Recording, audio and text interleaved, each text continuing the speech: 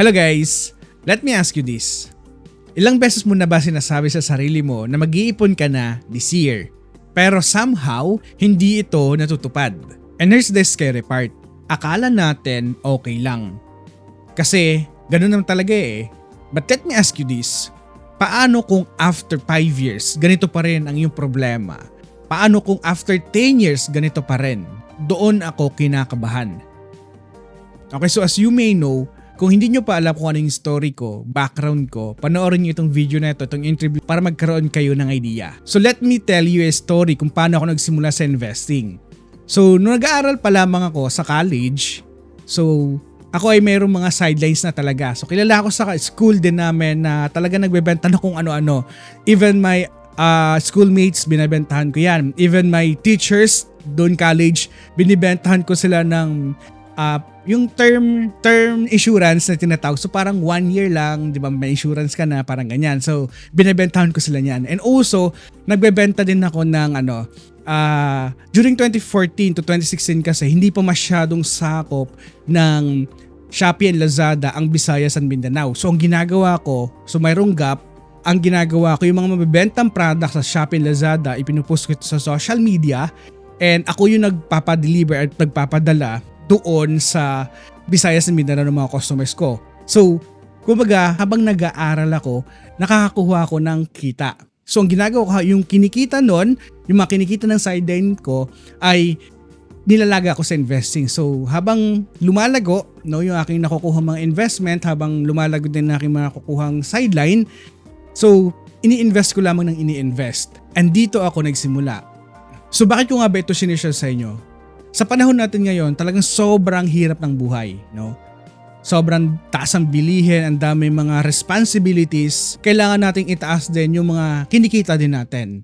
Okay? So gusto ko ipakita sa inyo na kaya nating kumita ng iba pang extra income. Sa panahon natin ngayon sa digital age, sobrang daming pwede mong pagkakitaan. Social media, katulad ng content creation, katulad ng affiliate marketing, sobrang dami ng kumikita ngayon ng malalaki about affiliate marketing and many more. Pagdating sa digital space, sobrang dami mong pwedeng pagkakitaan, no?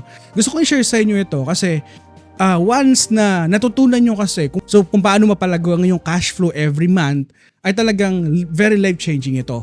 And talagang makakapag-anchor ito ng mabilis sa iyong financial. So during nag-aaral ako, mayroong nagsabi sa akin, kung gusto mo na maging financially free in the future, trabahuin mo ngayon. So ang ginagawa ko, yung mga kaibigan ko kasi, mga classmates, no, pumunta sa mga computer shop, pag college, computer shop, or gumagala. So instead, ang ginagawa ko, nagfo-focus ako sa mga side hustle na pwede kong pagkakitaan. Kasi alam ko na yung tinatrabaho ko today ay magbubunga. Okay? And one thing na na-realize ko, no, na gusto ko i-share sa inyo, kung ano yung sitwasyon mo today, ngayon mismo, ito yung mga resulta ng mga decision mo from the past. Now, kung gusto mong mabago yung sitwasyon mo today, kung ayaw mo sa sitwasyon mo today, trabahuin mo yung gusto mong marating in the future. Bakit? Kasi, kunyari ikaw ay isang estudyante pa lamang ngayon. Kung gusto mong maglaro lamang maghapon ng computer, kung gusto mo lamang travel, kung ano mang gusto mong gawin, magagawa mo yan kapag meron ka ng freedom in terms of financially, no? And this is why I really like to share this information para magkaroon kayo ng idea, no? Naniniwala kasi ako na kung ano yung ginagawa mo today, mga hustle na ginagawa mo today, side hustle na ginagawa mo today, ay mayroong kalakip na resulta yan in the future. At magbubunga yan. Dati yung mga hindi ko kayang gawin ay nagagawa ko na. So kaya kong maglaro all day, kaya kong mag-travel, anything, no? Because tinatrabaho ko kasi siya dati pa, matagal ko na siyang tinatrabaho, and this is I really want to share to you. Okay? Now, another is gusto ko i-share sa inyo is also about the investing kasi ang focus naman natin dito sa ating channel. Now again, gusto ko lamang i-share sa inyo yung mga naranasan ko dati about sa pag-invest. So after the school, no, ang ginagawa ko, instead na magnood ng mga random videos, ay nagpo-focus ako sa pagre-research how to invest in the stock market as a beginner. Marami na ako ng mga napanood dyan, mga international, local. At first, kung titignan kasi natin, kung tayo mag-i-invest sa market, no, aminin mo natin sa hindi, nakaka-overwhelm. Ang daming mga terms na hindi mo maintindihan, katulad ng PSEI, dati hindi ko alam yan, katulad ng dividends, blue chip, bull market, bear market, parang ibang language no kung titignan natin. And nung una, I almost gave up, no? Because wala akong mentor, wala akong kakilala nag-invest. I am the first generation sa aming family na investors. Imagine that. So, ang hirap, kumbaga parang mag-disalign doon sa normal route na ginagawa ng karamihan. And then, tinanong ko yung sarili ko, kung mahirap intindihin ang stock market, ibig ba sabihin nun, hindi na worth it ito? Or baka naman may ibang reason kung bakit kaunti lamang yung gumagawa or nag-i-invest sa stock market. To make a long story short, I decided to keep going. So I simplified everything. Instead of trying to learn everything sa stock market, I focus on one question. Ano ito? How do I pick one good stock? Again, ulitin natin. How do I pick one good stock? Not 10, not 20, just one. Now, sa pagtatanong ko nito, mayroon ako na-discovered na simple lamang, na hindi masyadong komplikado, na para mas maintindihan natin ng karamihan. Okay? Meron akong 3 na gusto kong i-share sa inyo, no, sa ating information dito. Yung step 1 is understand the business. Titignan yung research natin sa ating YouTube channel, research natin sa ating website. Sobrang lalim ng pagre-research natin. Kung titignan mo, ang pagre-research natin doon ay all about the inside of the business. Para sa akin kasi ganito lang yan. Before ka bumili ng stock, tanungin mo muna ang sarili mo. Gets ko ba kung paano sila kumikita? Kasi pag hindi mo naiintindihan o hindi mo gets kung paano sila gumagalaw, parang bumibili ka ng negosyo na hindi mo naiintindihan. So let's say bumili ka ng business na sari-sari store. Hindi ka papasok doon kung hindi mo alam paano kumikita ang sari-sari store, di ba? So same lang din sa stock market. So I look at companies na kilala ko na mas mabilis kong maiintindihan. Ginagamit ko araw-araw, pinipilahan, kinakain ko because familiarity builds confidence. Again, ulitin natin ha. Because familiarity builds confidence. Next is, yung step 2 ay check if the company is actually making money. Tignan mo kung yung kumpanya na nire-research mo ay kumikita ba talaga. Simple lamang. Hindi mo kailangan maging accountant. Just simply ask this question. Kumikita ba sila na consistent? Kumikita ba sila kahit may crisis? Because here's the truth, guys. A good company doesn't just survive sa anumang nangyayari sa sitwasyon nila. Diba? They also adapt sa business. They also adapt sa changing economy, sa changing technology. No? Kasi if the business is not doing their job na mag-adapt sa nangyayari sa kanilang paligid, kahit gaano ka kalaki, you're going to fail slowly. And this is the big realization para sa akin. Kasi akala ko dati, basta sikat yung kumpanya, okay na, kilala eh. Hindi nangangahulugan na sikat yung kumpanya, ibig sabihin kumikita na sila. Dito na tayo papasok sa pinaka-interesting part din sa step 3. Ano ito? Look at the future. Okay? Tanungin mo lagi ang sarili mo kapag mag-i-invest ka. May growth potential pa ba yung business? Or tapos na ba yung peak level nila sa kanilang growth? For example, isipin mo yung mga industriya na malalaki, lumalaki. Yung digital, telco, energy, and infrastructure because yung ating bansa ay lumalago, ang ating population ay tumataas. Anong mangyayari? Yung mga tunay, yung mga right companies ay pwede ding lumago kasama ng ating ekonomiya, kasama ng ating paglago ng ating population. Now let me ask you, kung ibabalik natin ang panahon, yung mga kumpanya na malalaki today, ang tanong ko sa'yo, mag-i-invest ka ba sa kanila? Siyempre, the answer is almost yes right away. So kung yes ang sagot mo, the goal is simple. Find a company that's still growing right now. No complicated formulas, no insider information, just a common sense. But there's the twist. After all that, after knowing this, ang tanong, nawala na ba yung takot ko sa pag-invest sa market? Imagine, nag-uumpisa pa lamang ako nun. Imagine, kinakabahan ako, kinakapa ko pa yung market. Every time na bibili ako ng mga stocks na pinipili ko, nanginginig ako. Imagine mo, yung pera kong pinaghirapan, diba, ay i-invest ko, kinakabahan ako kasi first time kong nakita ang stock market, no? And alam ko sa inyo na nagsisimula pa lang sa market, nararamdaman ito. Pero guys, believe me, if you do this process ng paulit-ulit, kakaroon ka ng malinaw na approach about investing. And lagi kong tinatanong din sa sarili ko, what if yung paglalagakan ko day ay mali? What if bumagsak ang presyo after kong bumili? Maraming mga posts sa social media, sa community, yung mga nagpo-post na after daw nilang bilhin yung isang kumpanya, biglang bumabagsak ng 5%.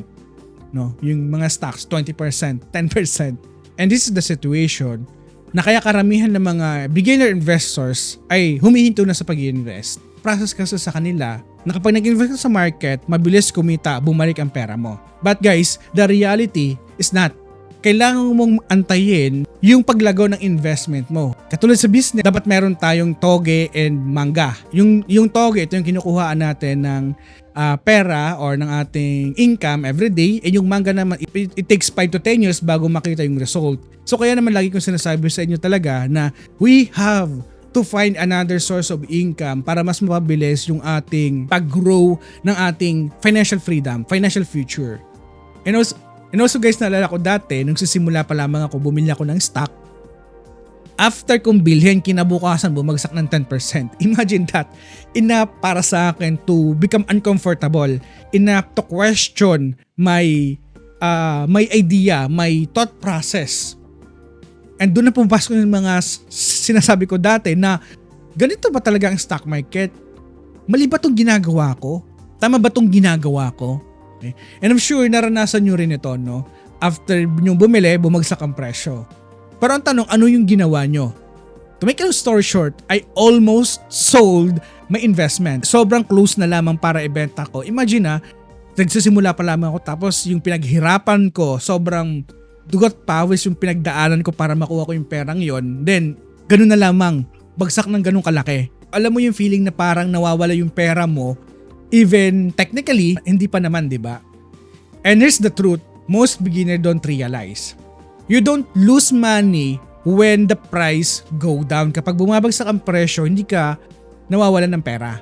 You lose money when you sell only. Kapag binenta mo yung investment mo. There's a big difference because paper loss and yung realized loss, no? But at that moment guys na naalala ko, hindi ko pa fully naiintindihan ang stock market. Okay? So instead of selling, I did something different.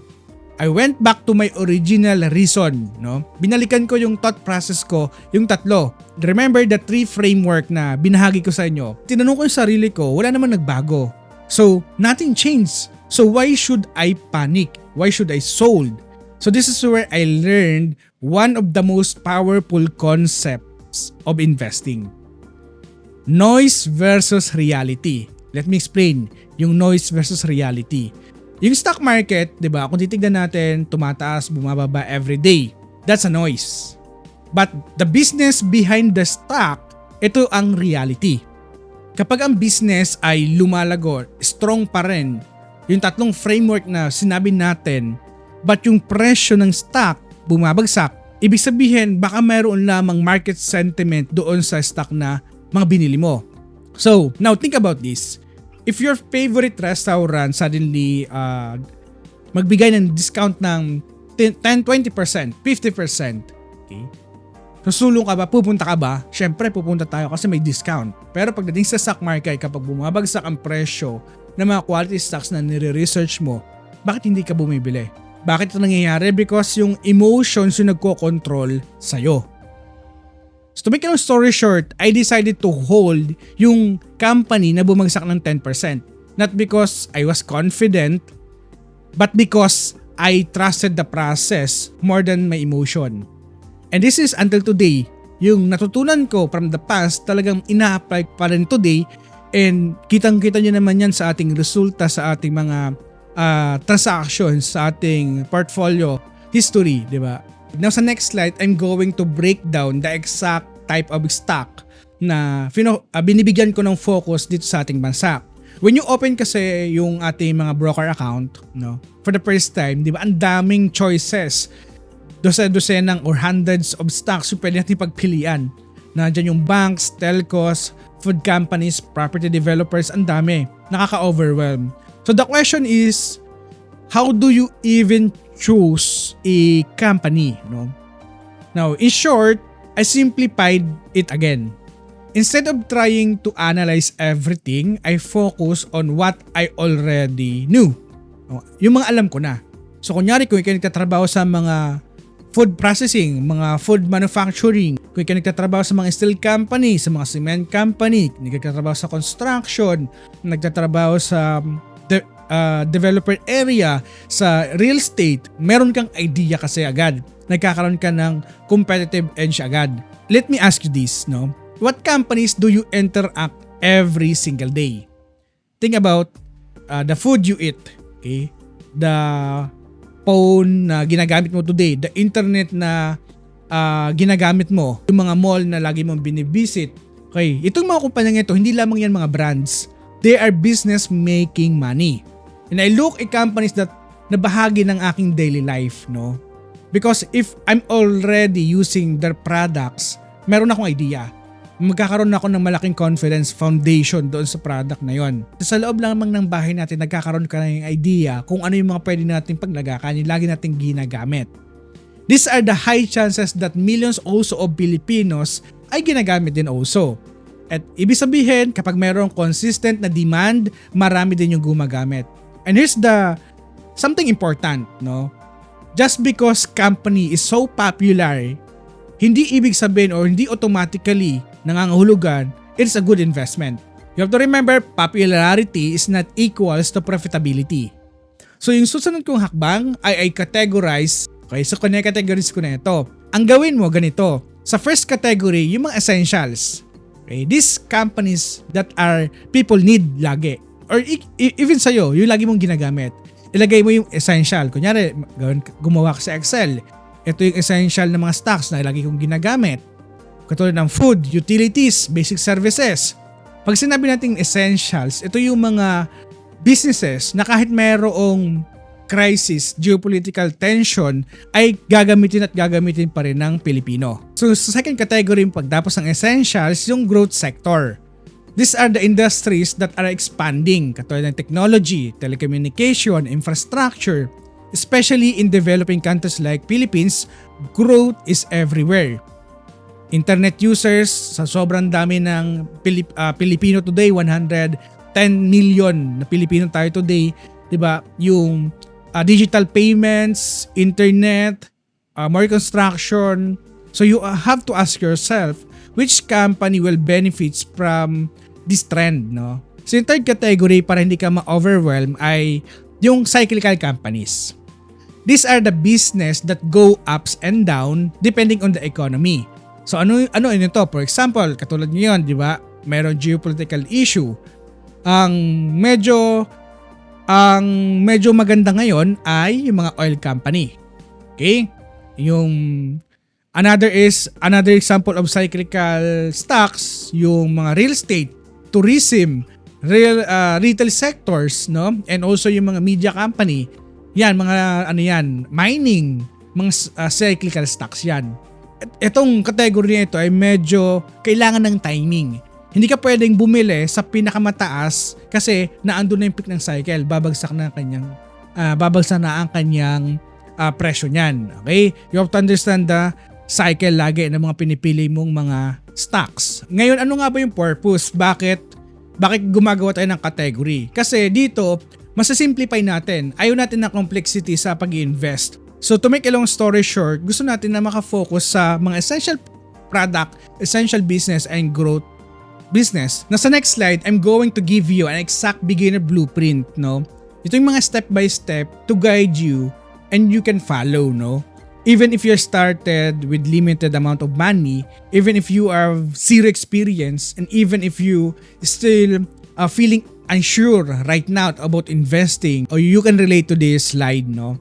Because let's be honest, the biggest question in your mind right now, okay, gets ko na yung sinasabi mo, Renz, but how do I actually start, no?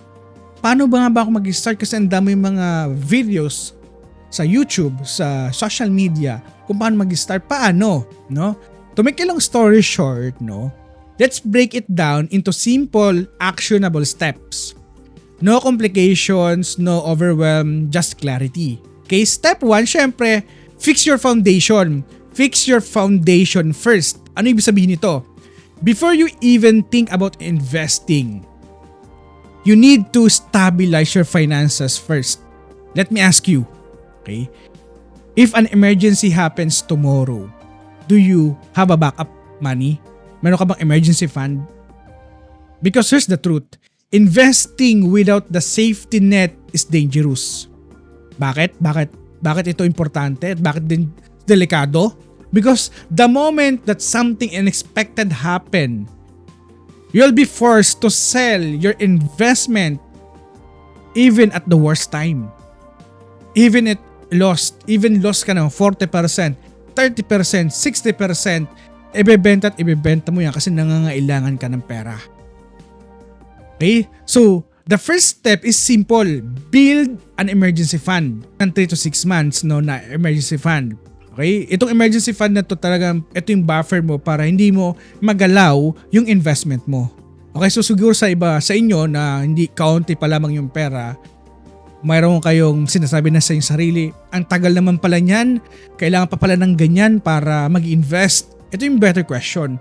Would you rather rush and risk everything or prepare and stay consistent?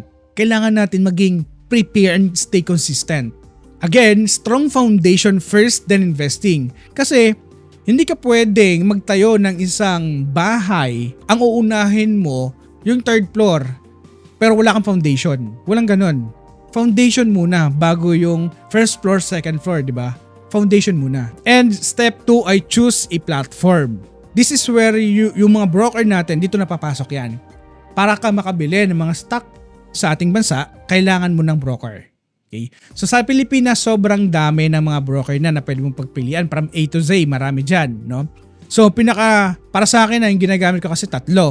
Meron akong Call Financial Account, Dragonfy, and also BPI Trade. And ito yung kagandahan today sa stock market na kahit 500 pesos ay pwede ka na mag-invest. Okay, so kung nagbabala ka na mag-invest sa market, no, nag-stop ka na dito sa step 2 pa lamang, mag-start ka na today. Now, yung step 3 ay start small. Really small. Kailangan mo lang okay, wag mong, kunyari, kung mayroon kang 1 million pesos na ilalagay, wag mo munang ilagay yan. Okay, kailangan mo munang gamayin, kapain yung stock market. Kahit maglagay ka lamang muna ng 10,000 pesos, kung meron kang 1 million, 10,000 pesos muna, para magkaroon ka lamang ng idea, ano nga ba yung ginagawa. Kasi magkakaroon ka ng learning curve kasi pa, no? Pag nag-uumpisa ka pa lamang, ang goal mo dito is hindi about yung profit agad. It's the experience na magamay mo, makapa mo, yung mga makita mo yung stock market, kung ano yung nangyayari. Kasi kapag nalaman mo na kung paano gumagana ang stock market, you can scale later. Okay, so yung step 4 is use the simple stock picking framework na ginagawa natin or sinabi natin, no? Or even gumawa ka ng sarili mong framework para magkaroon ka ng idea, mas okay. Let's bring back our framework earlier. Your checklist. Do you understand the business? If the company ay kumikita ba? Meron bang growth potential pa ang kumpanya? No need to overcomplicate everything. Step 5 ay invest regularly. Kailangan mo mag-invest ng regular. No, kapag maliit lamang ang investment mo, kung wala ka pa namang malaking investment talaga na upfront na ilalagak, di ba? Mag-invest ka ng regular. Okay, yung patunay natin dyan yung ating Dragonfly account, nagsimula tayo sa 1K and pinapalago natin yan. In the future, I'm excited na sa future kung ano mangyayari sa aking portfolio dyan. And this is the idea na gusto ko ibahagi sa inyo. Not a theory, but a real profit, a real money na galaw natin today. Step 6 ay ignore natin yung noise. This is one of the crucial. Because once you start investing, you hear a lot of opinions from other content creators, from people around the social media na bilhin mo ito, ibenta mo na to, merong hot stock dito, watch this company closely, no? And it's tempting kung titignan natin, very tempting. But let me ask you, if you keep changing your strategy, paano mo malalaman na mag-work ito? Diba? Paano mo malalaman? Exactly. You have to stick to your plan, trust the process. Because noise is everywhere but clarity is rare. Again, ulitin natin na noise is everywhere but the clarity is very rare. Step 7, track, learn, and improve. You have to track your progress, track your process, track your loss, wins, learn from your mistakes. Because yung growth kasi, nakikita natin ito from reflection. Now dito sa next slide, I'm going to give you a simple actions that you can immediately do after watching this video. Something so simple but powerful enough to change your financial direction. Because information is everywhere na today. You probably watch videos like this before, no? And you probably learn something, motivated, and then what? Diba? Nothing happened. Wala kang ginawang action. Why? Because knowledge without action is useless. Here's your one simple step. Pick one company. That's it. One company. Not 5, not 10, just one. Now, you might be thinking, bakit isa lang? Bakit isa lang ang pipiliin ko? Because clarity beats overload. Now, ito yung gagawin mo. Step 1, think about your daily life. What brand do you trust? What company do you interact with? Maybe it's your telecom providers, your banks, maybe the food company. Mag-start ka dito because familiarity removes fear sa market kapag nagsisimula ka pa lamang. Now, step 2, ask 3 simple questions. Do you understand the business? Kumikita ba sila? Do they have future growth potential? If the answer is yes, then you have a candidate na kumpanya. Now, sa step 3, observe. Huwag ka munang papasok. Huwag ka munang padalos-dalos. Check the price movement. Check the price movement also, yung history nila. But to get comfortable doon sa nangyayari sa gala ng kanyang performance. Because investing is not about logic. It's also about confidence. Now let me ask you this. How can you build confidence if you are not engaged? Paano mo magagawa yung isang bagay kung nakatingin ka lang at wala kang ginagawang action? Katulad nga sinabi natin kanina, babalik tayo doon sa una nating part na sinabi. Diba? Kung meron kong gustong gawin in the future, diba, na gustong-gusto mong gawin, trabahuin mo muna. Trabahuin mo muna kasi at some point at your life, maaabot mo yung gusto mong gawin. Meron ka ng freedom na gawin yung mga hilig mo. And that's exactly kung bakit ko sinumulan yon sa history ng pag-invest ko sa market. You need exposure because engagement builds confidence. Again guys, hopefully meron kayong natutunan sa video natin today. This is Pessi Warrior na lagi nagpapaalala na invest wisely and see you at the other side. Pwede mo itong puntahan na ating PSE Warrior Academy. So dito ay merong more than 15 hours na structured videos na nakafocus lamang sa fundamentals. So from zero knowledge to knowledgeable investors, magkakaroon ka ng malawak na idea dito about fundamental analysis. So nasa comment section lamang yung link ng ating website.